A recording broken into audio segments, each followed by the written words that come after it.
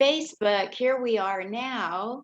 Let me just punch this thing out of my way. Hi, Facebook. Some of y'all like to come on much later and look, and that's cool. I'm just going to do the little intro I do every time I do an interview. This is Comic Spot. It's a spot where you get to meet comedians and comics and whatever you want to call them, people that make you laugh. And we get legends sometimes. And I think this man right here, Jaye Devan. Yes. I'm glad I corrected myself. I think Jaye Devan is a legend, and I've watched him do his magic on stage, and I'm in awe of what he does. I'm also in awe of how nice he is off stage. And I kind of like watching him rollerblade around on cement on his videos he puts out. That's fun to watch. I know it wouldn't look like that if I did it, but that's another talk show. First thing I'd like to do right now, I got a new paying sponsor, my only paying sponsor. That's ahabroadway.org. If you're a veteran or a senior or a child wanting to learn comedy, get better at comedy, or learn improv and acting, ahabroadway.org is your place to go. You can learn virtually or in New York City, your choice. So now, for the show of the night that you came here to watch from the comforts of your homes, tonight our guest is Jaye Devan. And let me read you the quick intro. He's had appearances, had an appearance on Laughs on Fox. That is not easy to get, you guys. He's got an Amazon Prime special. Temper Yourself is his Amazon Prime special. He was a finalist for the Best Comedian for the Las Vegas Neighborhood Awards. Yeah, that good. Semi-finalist in the 2019 Northwest Black Comedy Festival. OMG, I have roots in the Portland. Was that the Portland Northwest Black Comedy Festival? Yes, ma'am. I have roots. Portland, Oregon. Yep. I have roots way back to that, Jay. Are you from Portland? No, I'm originally from Philadelphia. Okay, I just wanted to clarify that. I heard you say Portland. Yes, that contest is in Portland.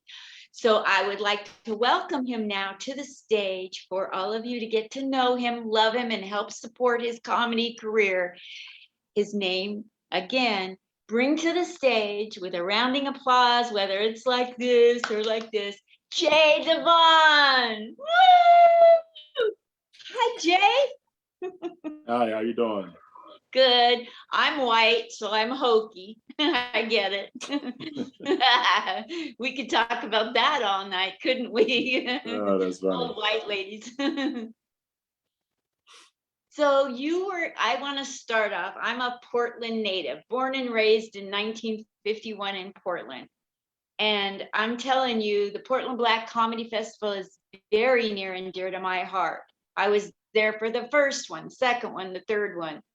And I love volunteering for it. I believe in it. It's been growing. Congratulations on being a semi-finalist in 2019. Yeah.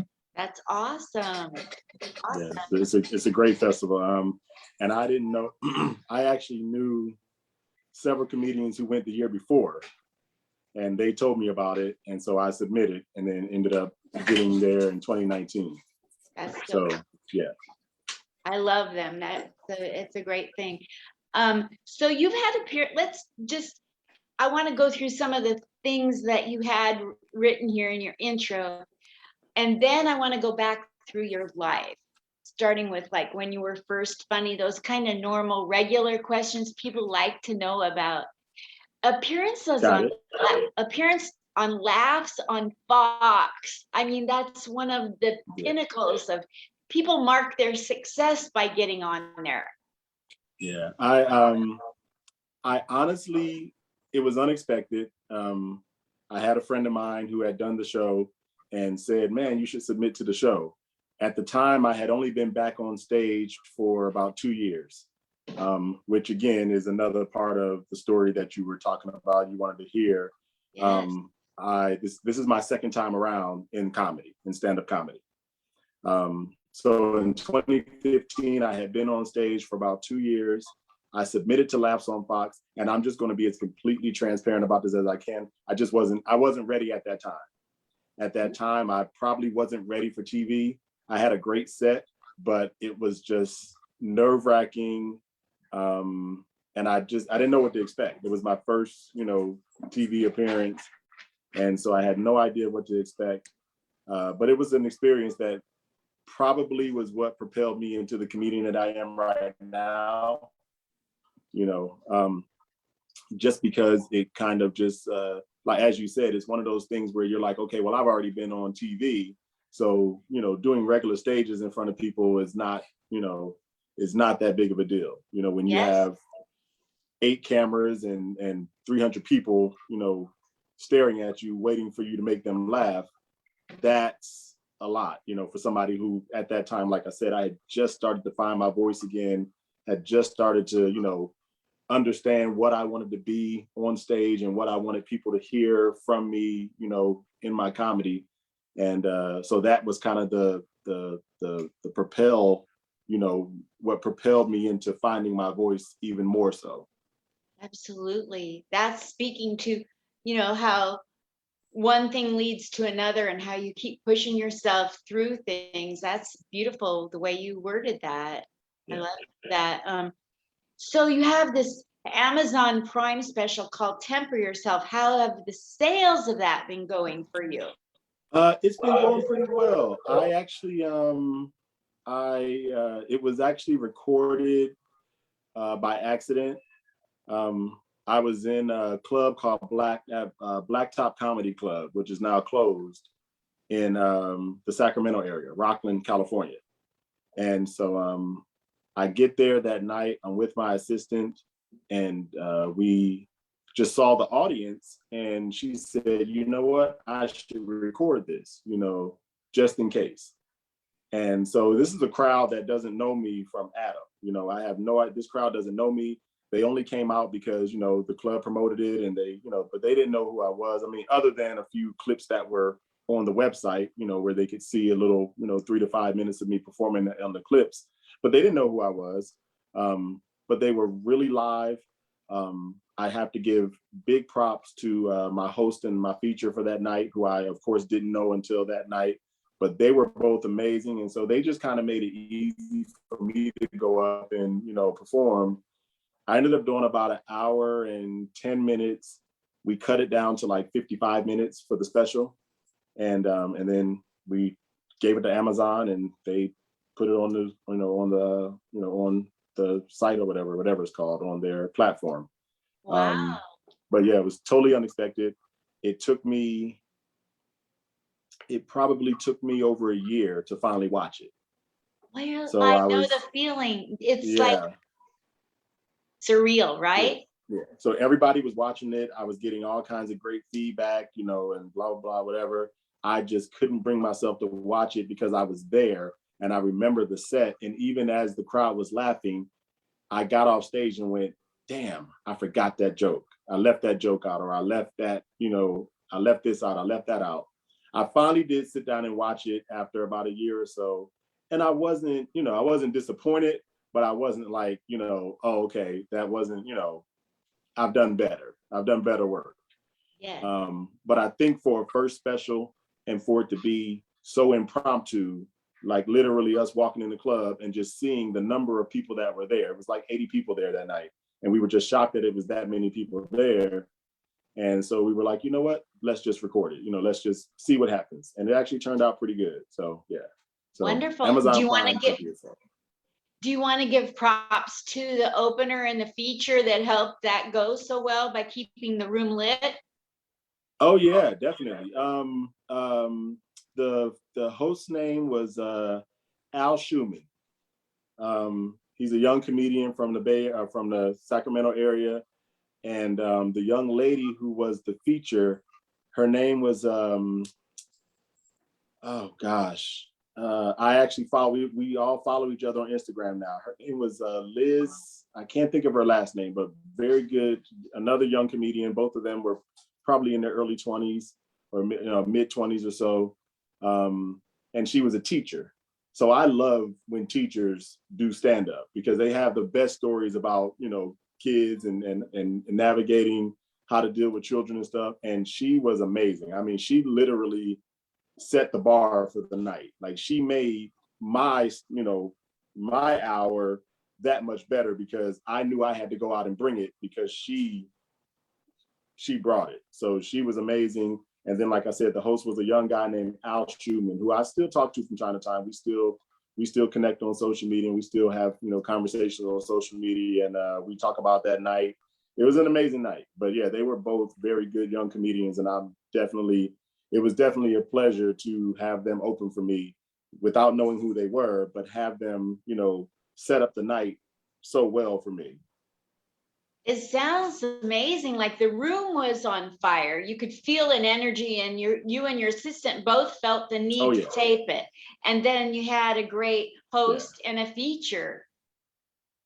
So that's amazing. Yeah. When we walked in, yeah.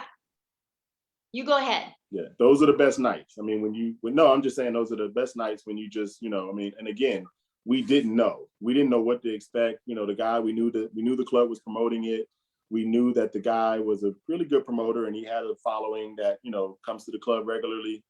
And I left there with a whole bunch of new fans. They were really like shocked. They didn't really know. And it was so funny because I guess for the most part, they had been getting kind of, just local headliners and features and whatnot. And so one of the guys who was a regular, he came over to me after the show and he was like, man, he said, I've been coming here for like 2 years and you are by far the most, polished comedian that I've seen in this club.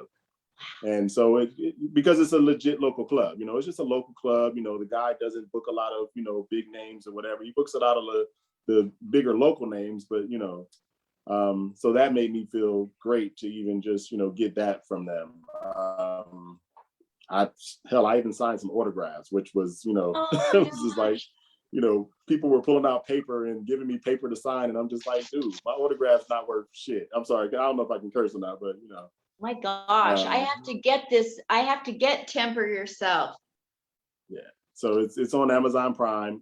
Again, I'm my own worst critic, so I probably wouldn't be the best person to tell you what to watch it.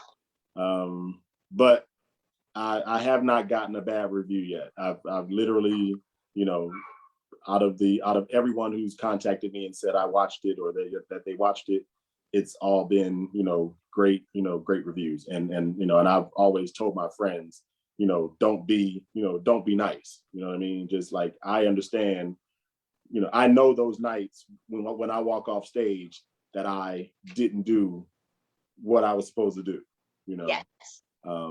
That wasn't one of those nights, but still, the critic's eye is a lot different than, how you feel when you walk off stage.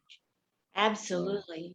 As an artist, you're never going to be happy with, you're always going to be searching to improve. That's part of it. And that speaks volumes to your ethical ability, where you're at in your comedy right now is because of what you put into it right there that you said.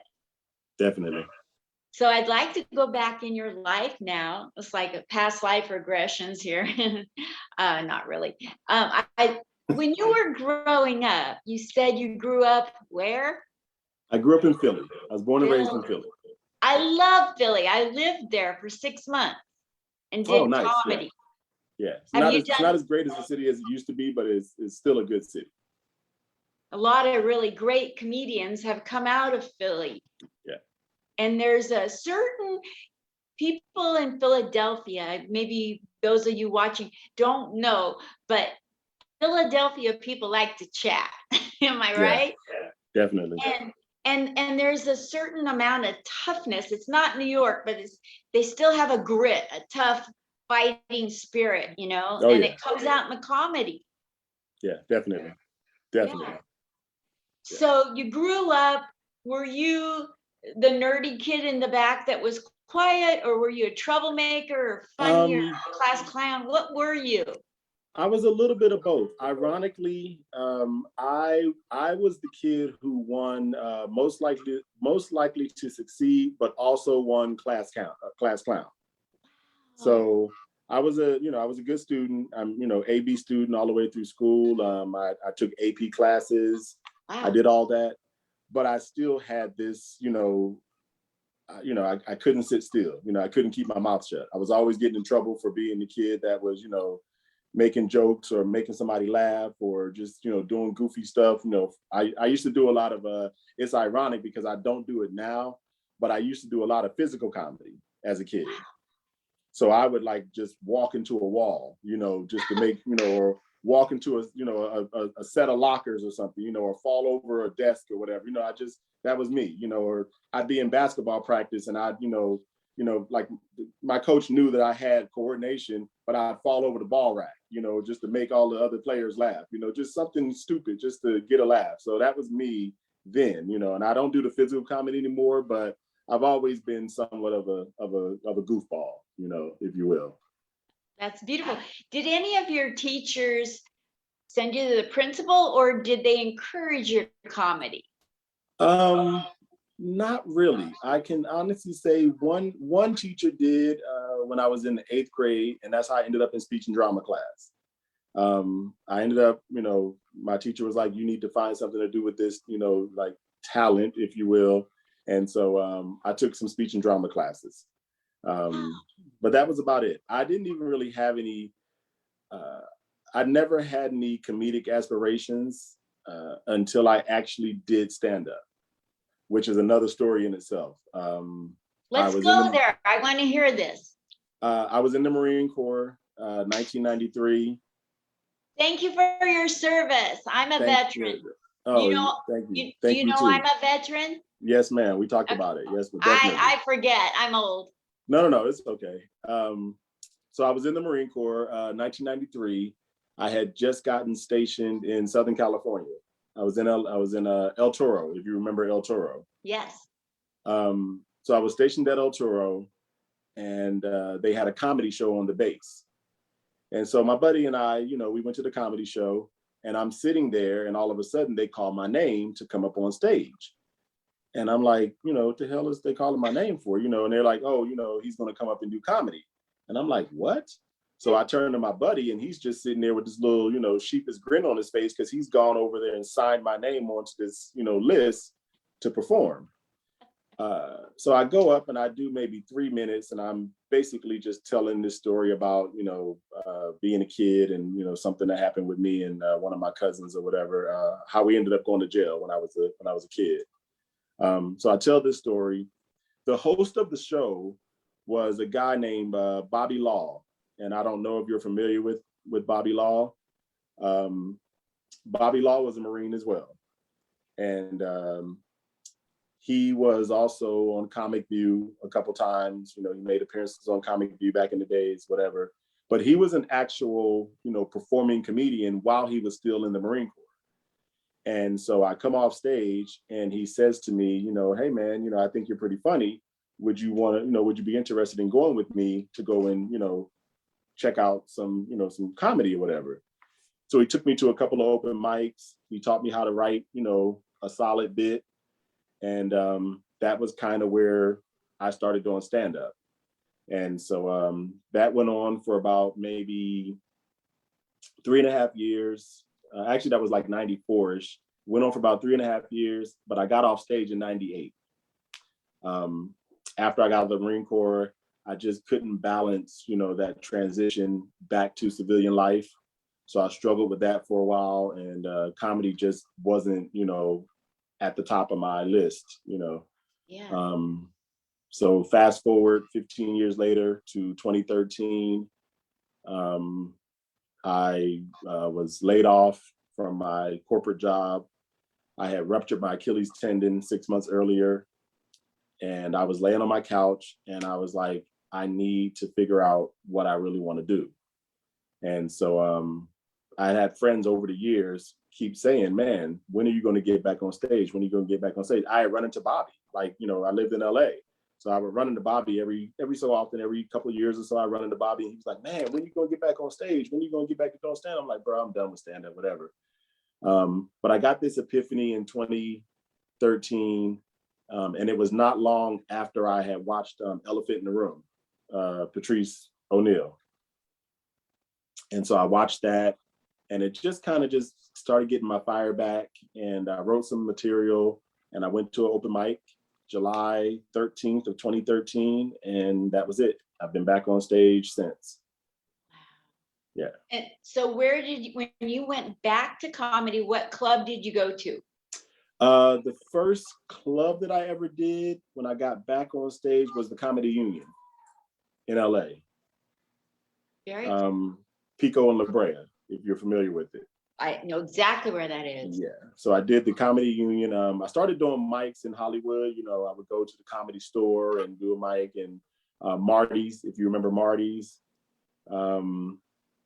Marty's was a club off of, what was that? I think like, I can't even remember the street that Marty's was off of, but it was in West Hollywood. It was in the Hollywood area. So I went to Marty's a few times, but the first actual club that I went to was the Comedy Union. Okay. And so getting back on stage, how would you contrast the very first time you did comedy, unbeknownst to you by your friend who signed you up, to going back to it 15 years later? The second time was far more nerve-wracking. Really? You know, the first time I was, you know, it was, oh yeah, definitely. I was on, you know, the first time I did it, it was just kind of like, oh, you know what? I'm gonna knock out this 3 minutes and be done with it. You know, I'm never gonna do comedy again. The second time, I knew I wanted to do comedy again. You know, when I got back on stage in 2013, I knew that that's what I wanted to do. I just knew that I didn't want to, I didn't want to fail. You know, the worst thing that could have happened that night was me feeling like I totally failed and I never touch another mic again. And just in all fairness to everybody who was in the room that night, I sucked ass. But it was 5 minutes of me talking about my kids and, you know, my family. I had just gotten married at the time, so I was talking about, you know, just the dynamics of my marriage at the time, and you know, and I just, you know, I mean, it was my voice at the time. It was what I knew at that time, and so I just brought it onto the stage. And there were two comedians who kind of embraced me after the show. And they were both like, man, that was really funny, you know, whatever, you know, just you might need to work on this, or you might need to write, you know, you should say this, or you should say that. But just to get that from them was like, oh, okay. And that was it. Like literally, that was it. But I came this close to not ever doing it again. The story that I tell is that I was at that mic that night. I signed my name on the list. I was number 6 on the list. And so while the 5th guy was on stage in front of me, I went to the bathroom and I was going to sneak out the back. And as I was walking out the bathroom, the host was coming out of the woman's bathroom. It's a young lady named Paula Johnson, who I, you know, still to this day give the credit for this today, for me being where I am today. Because I walk out the bathroom, and as she sees me walking out the back door, she goes, "Wait, you're not leaving, are you? Because you're next." And I was like, damn, she caught me, you know. So I go back, I do my 5 minutes, and lo and behold, it's turned into, you know, 8 years later now that I'm, you know, still here and getting better as a comedian, growing as a comedian and as a person. And it's been, you know, it was a lot, but I needed it. And so, yeah, the second time around was definitely far more nerve-wracking because I went into it with an expectation, you know, not a lot of expectations, but just that I knew that this is really what I wanted to do. And I knew that that night was going to make or break that, you know. Yes. So, yeah. That makes a lot of sense. Yeah. I'm curious, since you started and you in 2015 coming back, what are some of the wonderful highs and lows or not so high things that you've encountered? Oh my gosh. Let's see. That's like 6 years, 7 years well, almost. it's 8 years, 2013. Oh, wow. Um, What do yeah, I know? one of the it's funny because I talk about this all the time. One of the highs for me was I got to open for Lavelle Crawford one night at the Comedy Union. Wow.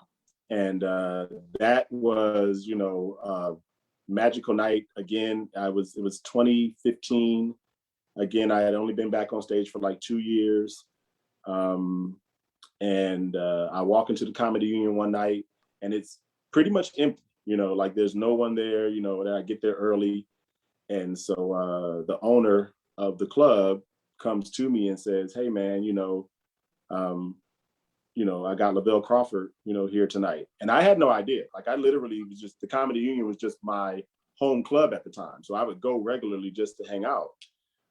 Hadn't been there for a couple of days. And so I was like, you know what, let me pop into the Union. So I get there and he goes, man, I got Lavelle Crawford here tonight. You want to open up, And I had seen the flyer on the door when I walked in by the door. And I was like, oh shit, Lavelle Crawford's going to be here. And so I'm sitting in the green room and he comes in, the owner comes in and he goes, man, you want to open up for Lavelle tonight?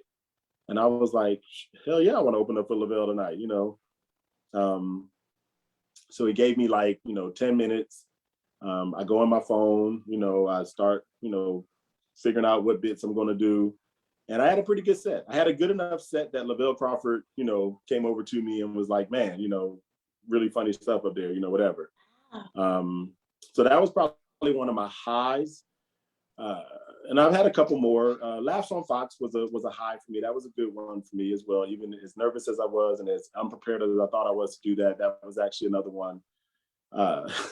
Lows, gosh, I've had a lot of those. I tell this story because, nobody believes it when I tell it. I was on stage for about 9 months and I'm at this club in LA and it's in the hood. It's called the Family Room. And so the Family Room is one of the toughest rooms you'll ever work. This guy booked me. I was supposed to do 10 minutes.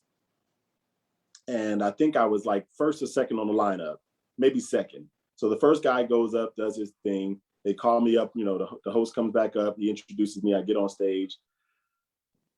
And at that time, like I said, I had maybe been on stage for 9 months. So everything I was doing was, my family, my kids and all the stuff. But I was just kind of, well, in that room, you can't really sell that unless you have to sell them something else first. And then you can get into that kind of stuff. I'm maybe 30 seconds in before these two guys in the back start openly booing me, just booing me off the stage. And I think I stayed on stage for maybe another 2 minutes and finally just, I was like, nope, can't do it. I'm out. Y'all have a good night. Bye. And the booker came over to me. And when we talk about the things in comedy that, different events that just push us or change our mindsets or whatever, he came over to me and he said, man, look, and I don't know if I can be too crass with this. You can say it just like, okay. Yeah. And he said, man, look, I don't give a fuck what the crowd is doing. If I book you for 10 minutes, you better do 10 minutes. And that literally changed my, just everything for me. I went home that night. I rewrote a bunch of stuff. I started to kind of, again, just find my voice, find, my edge and, on how to tell my stories and make them funny. And that was probably my first, leap into really becoming a better comedian, a better stand-up comedian. So yeah, that was probably my low. And that was, it was early on. So I've probably had some other not so great nights, but yeah, being openly booed off of a stage is probably the worst night you can have as a comedian. So yeah, that was probably my worst. It's amazing how something that is a low propels us. Yes. To do better because we have the passion. If you let it, you can let it do two things. You can let it break you down and tear you down and make you not, tuck your tail and run, or you can or you can let it make you, stand in the face of it and, and figure out, what you need to do to not let it happen again. So you yeah. were in the Marine Corps, so you became tougher in the Marine Corps, I would assume. But did you have the kind of upbringing where you had a strong foundation to withstand a lot of stuff to get into the Marine Corps? I'm tying comedy I did. to Yeah, I did. My great aunt, raised me, and she was a lot older than I was. She was already in her 40s, late 40s, early 50s by the time, she took us on. Mhm. And so she gave me a lot. She gave me a good balance of love and toughness. And so, by the time she passed, I had already pretty much had all of my moral and ethical, stuff set. I was already set in that arena. The Marine Corps kind of tightened it up a little bit for me. I had a little fall off, in my high school years where I did some stuff I probably didn't have any business doing. We all did.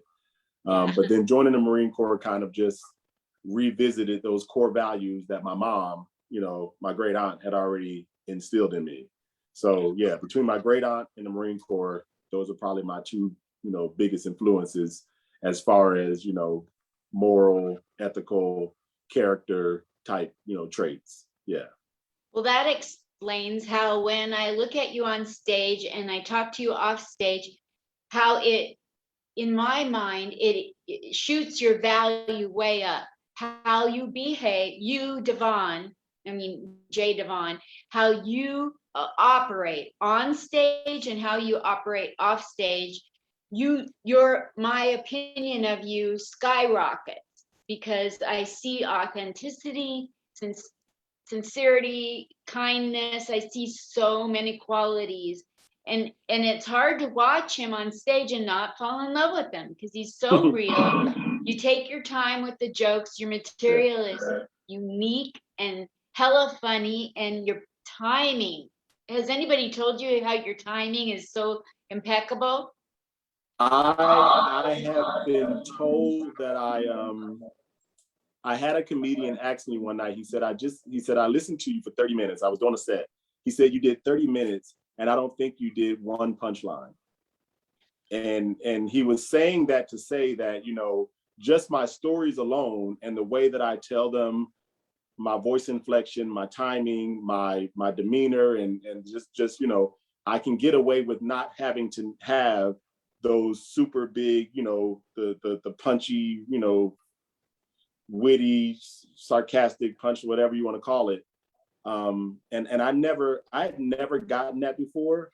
I never really, I understood my comedy, but I never understood it in comedic, in comedic terms. Yes. I'm a storyteller, and I'm somebody who, like you said before, it's legitimately my life. When you hear me telling a story about my kids, when you hear me telling a story about something that's going on in my house with my wife or with my, with my family, it is a legit story that all I'm doing is telling you that story, now from the perspective of someone who's had maybe a couple weeks or a month or two or whatever to process it. But it literally happened just like that. It's very rare. And people always ask me like, oh, well, did that really happen? Is that your real life? And I'm like, yeah, I don't, so I don't really punch anything up. You know what I mean? I just tell the story and then figure out where to put the pauses in, where to put where to put the voice inflection, where to change my tone a little bit, where to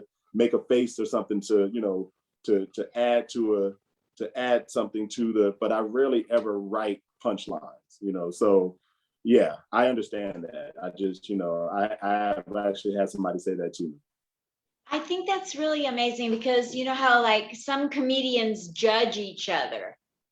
And there are those who think they're better than others because they do set up punch as opposed to story, as opposed to prop comic, as opposed to guitar comic. It just never ends. And I think sometimes storytelling comics get put down by those that think that they're better because they're doing setup punch. And what you're saying there is that you get a lot of comments from people being mystified at how you're doing what you're doing without doing what others are doing. Yeah. And that's the level that you're at. And that's why when I watched you, I was mystified because you're doing something. I didn't really know how to break it down what you're doing, but I knew you were doing something at a very high level. And I knew you were doing something by taking your time. Yeah.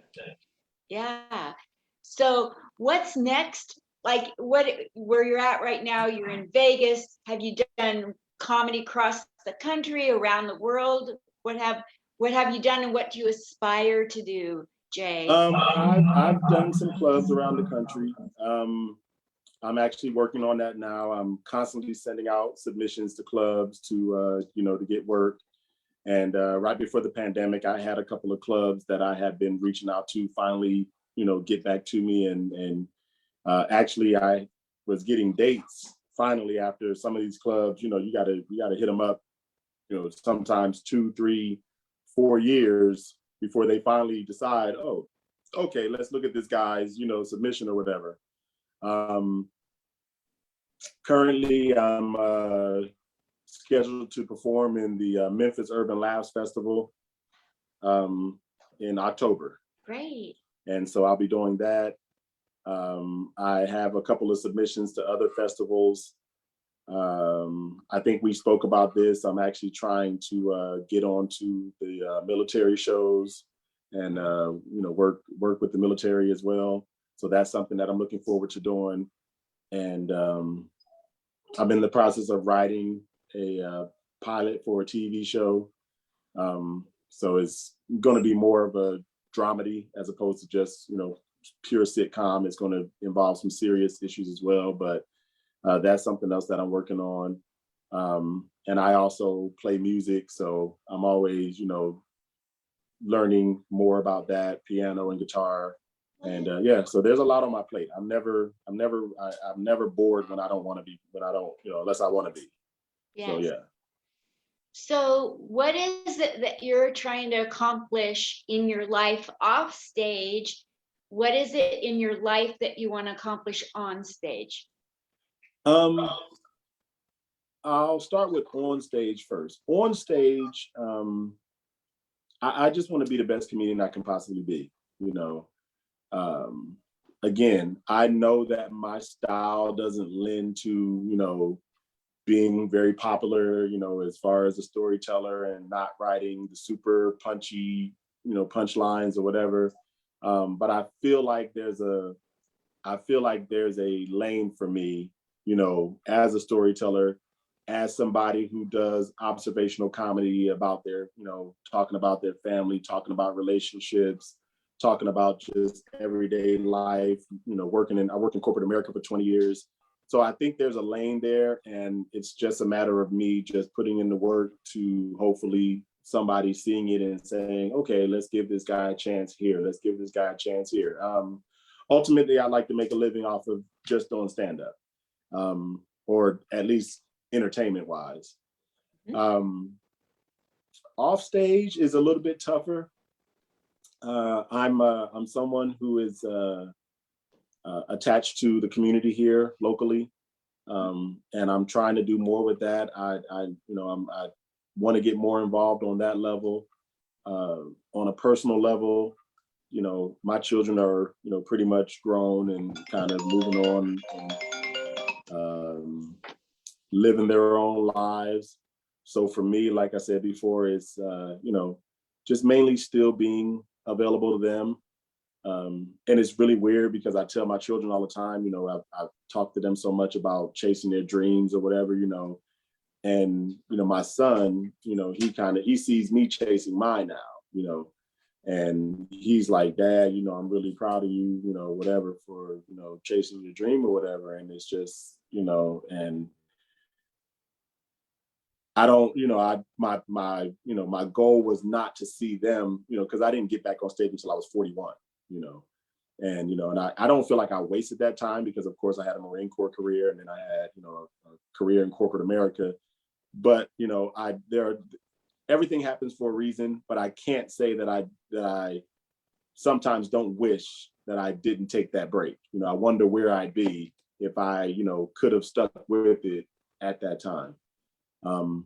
But as far as off stage, you know, I'm doing everything I want to do off stage. You know, like I said before, I'm playing music, I'm writing, you know, I have my family and you know, and that, you know, as far as off stage, I actually have a great life, you know, and I say this, you know, to people all the time, like I could stop doing comedy right now and, you know, probably wouldn't really have that much of a regret about it just because my life is so great outside of that, you know, but comedy definitely makes everything that much better. It makes everything else make sense, you know, to be able to get on stage and talk about all the things that go on around here and just in my life in general, it makes everything else just, you know, it kind of brings everything else that I do together.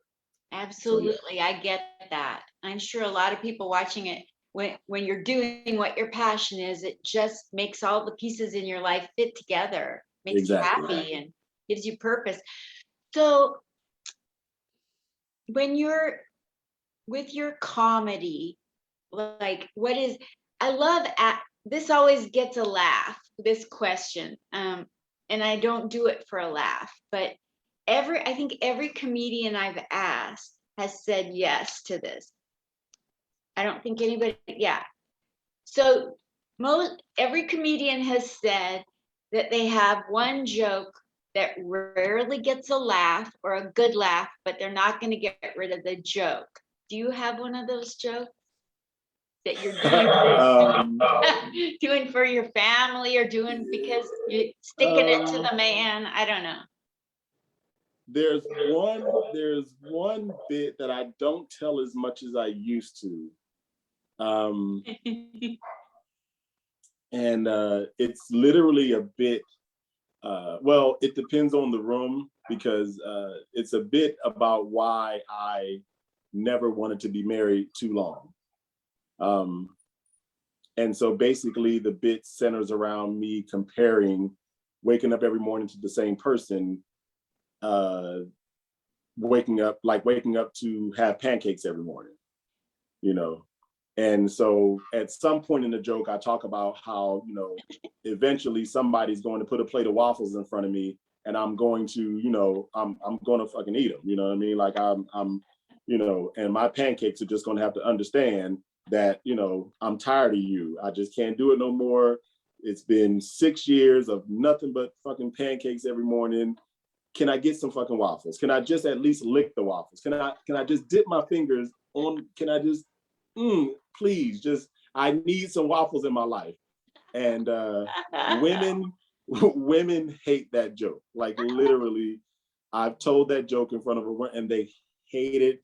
And then they're, you know, if it's couples in the room, of course, the guy gets super uncomfortable, you know, and he's just like, oh, he's not talking about me, honey. I love you. I want those pancakes every morning. I'm like, nigga, shut up. You know damn well you want some waffles, you know, just, so it's one of those bits that always, it doesn't, it's not that it doesn't get any laughs, it's just that it's probably one of my most hated bits when it comes to, you know, having women want to, you know, support me. And without fail, there's always 2 or 3 women who come to me after a show and go, hey, you know, I thought you were funny until you were talking about the pancakes and the waffles and, you know, whatever. And I'm like, yeah, shut up. Your husband loves you. You know, yeah, he's not going to leave you. And if he does, he'll come back for breakfast tomorrow morning, whatever, you know, just let him have some waffles every once in a while. Stop, you know, yeah, whatever, you know. So yeah, that's probably one of the bits that I don't do enough, but yeah, it's one of those ones that definitely separates. It splits the crowd in, you know, right down the middle. There's half the crowd that gets it and they laugh, and then there's that other half that's just like, no, we don't want to hear about you cheating on your wife. And I'm just like, shut up, you don't care about my wife, you know, whatever it is. So yeah. It's kind of like a Dennis Miller joke. It splits the room. Yeah. They either love it or hate it. I get it. And you got to have those. You have to have those.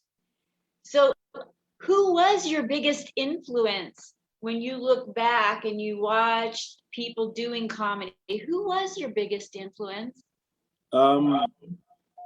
Before I really knew that I liked comedy, probably Bill Cosby. Ah, You know, I was a there big was fan of Bill nobody Cosby growing up. better. People Yeah, don't understand how good he yeah. was. And the way that he was able to, you know, spend, you know, an hour telling you about his kids and his wife and his marriage, you know, that to me was, you know, what I thought comedy was, you know. Yes. And I was exposed to, you know, at that same time, I was exposed to Richard Pryor and Eddie Murphy and Red Fox and others, George Carlin.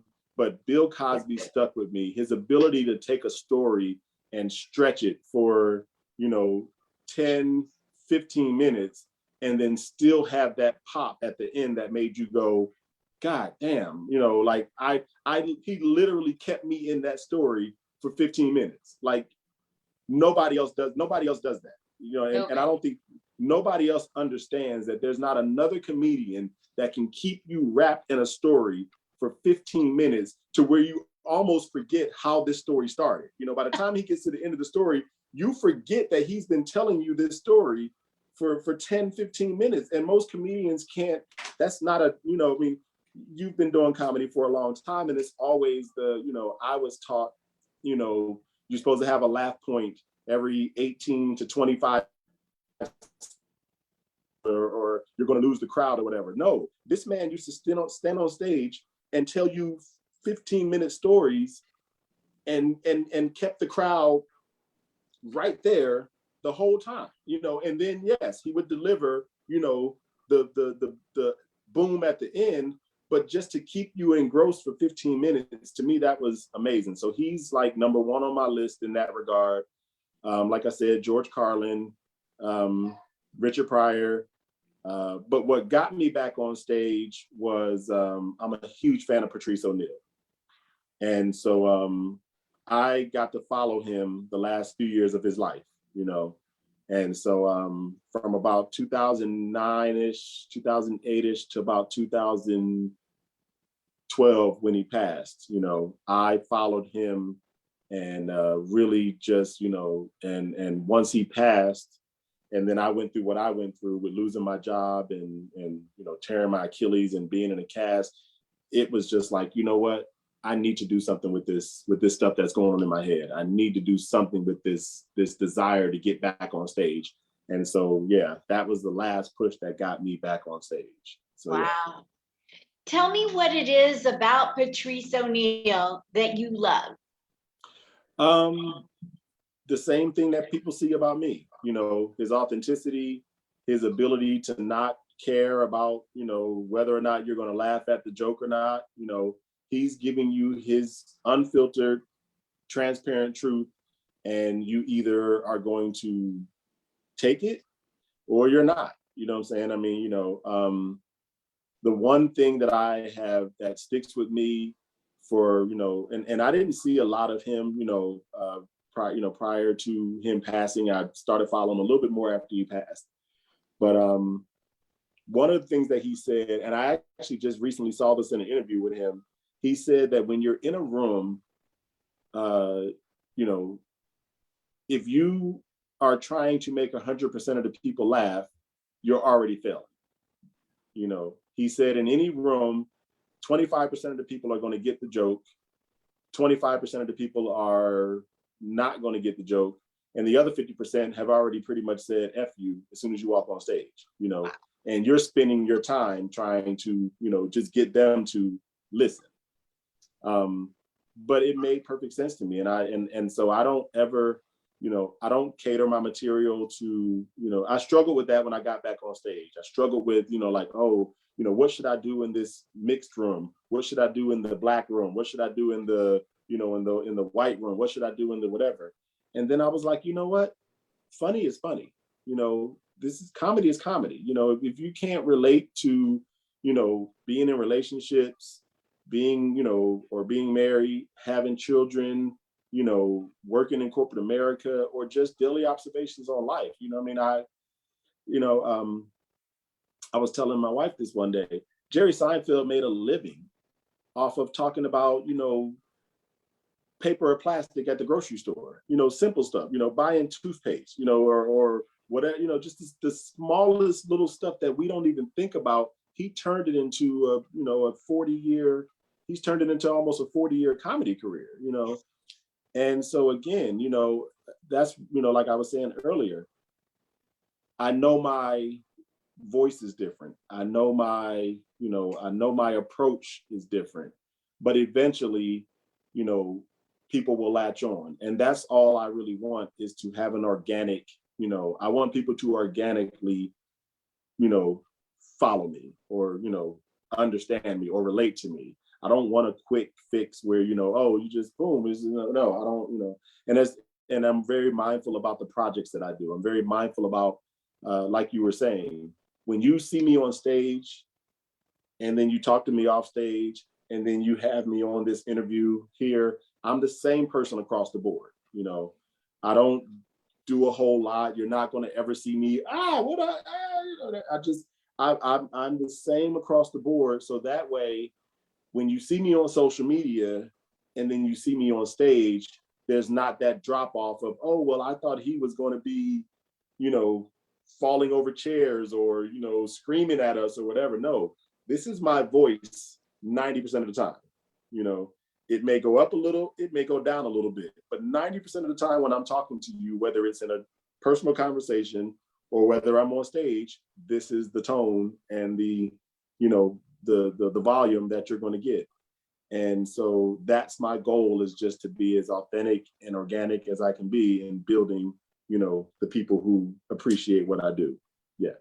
That's beautiful. And I know that is true about Jaye Devan. When you watch him right now, this is what you get on stage, with stories and the pauses and the connecting with the audience. The audiences love him. I'm telling you, he's super, super. You should book him. I'm going to make sure that on this post, Jaye Devan, you have my word. On this post, I'm going to say, if you're a booker, a club owner, an agent, you need to pay attention to this guy. I appreciate That's it. special, because they look at these. They do.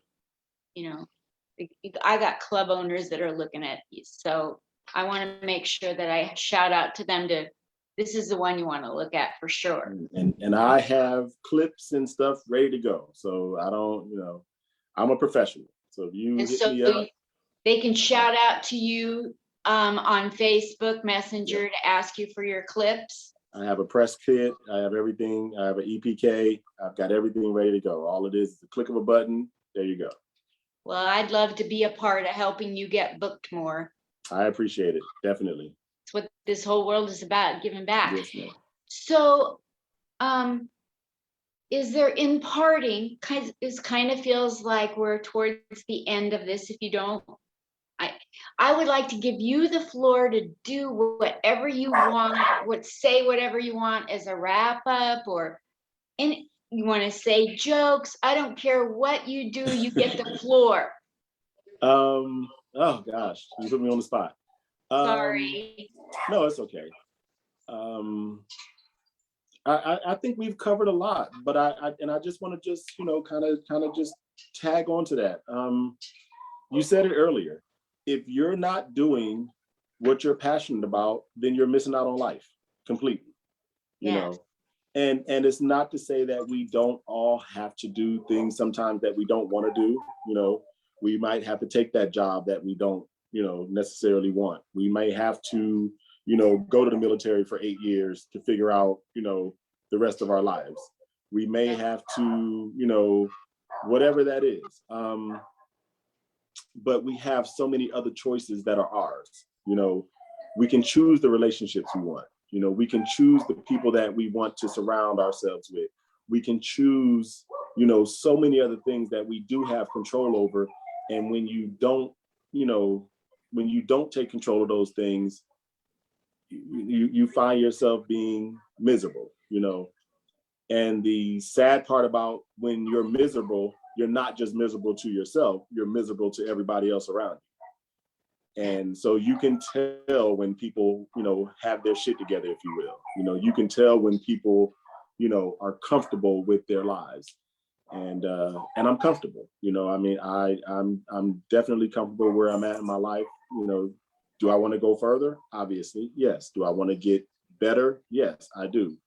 But like I said before, if I never, ever touch the stage again, my life has enough in it that I'm, you know, and I still have enough passions, you know, for as passionate as I am about comedy, I still have other passions that would keep me grounded and still keep me the same person regardless, you know. Absolutely. So yeah, and that's important to me, you know. I definitely think that, you know, and I appreciate you for everything you've said, but I pride myself on making sure that the few people that I do allow into my circle are authentic, you know, and they're just like me, you know.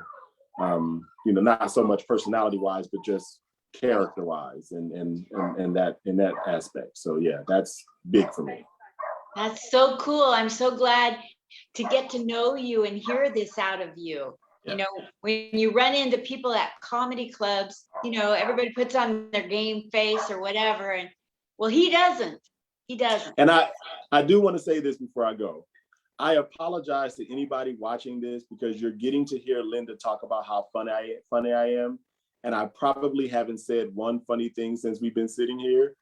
And that speaks to your authenticity. And I was going to say that that's another thing about me that people often misread, because when I'm not on stage, I don't feel the need to always be on. You know what I mean? Like nothing irritates my soul more than being around comedians who always have to be on. And I'm like, bro, turn that shit off. Like can we just have a conversation about life, my dude? Can we just, you know what I'm saying? Can we just talk about, like, all I asked you was to pass me the salt, my nigga. Why you gotta give me a joke? You know what I'm saying? Like, I don't need you to tell me a joke about the salt, bro. Just pass me the goddamn salt and shut up.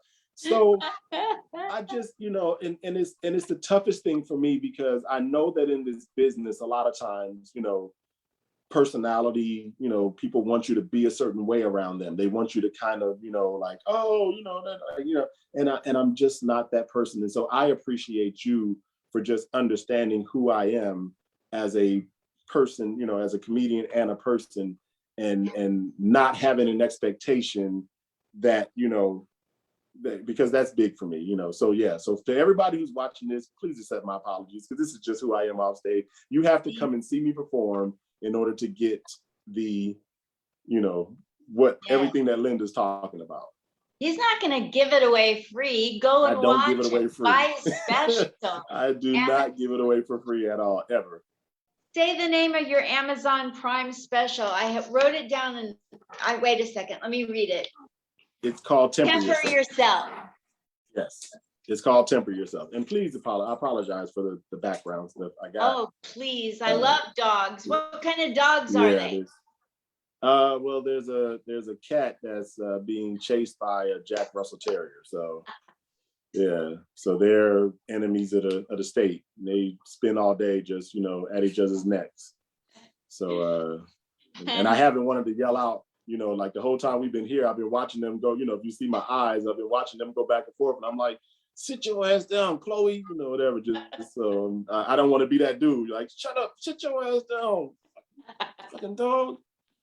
So that's what you're hearing back there, is them running around chasing each other, and the cat hissing at her and whatever. So yeah, it's been so cool to get to know you. I am so honored you took the time. You're really quite an advanced, accomplished comedian. The level at which you do your thing on stage is mystifying to someone like me. I get up there and I'm still at a certain level, and you're way above it. And I'm not saying that to be fake humble. It's the truth. I appreciate it. And so for you to take time for me, thank you so much. Thank Anytime. you for letting people get to know you and not faking it like you're something funny, but just letting them get to know you. Yeah. This is what I want. I want everybody to leave their egos over there and be real. So you nailed this. Thank you. This is like my favorite real interview ever. I appreciate you having me. I do. Thank you so much, Jaye Devan. I'll go post and tell them bookers and agents and club owners to book you. Thank you, ma'am. I appreciate it. Thank you. See you later. Have a good one. Bye.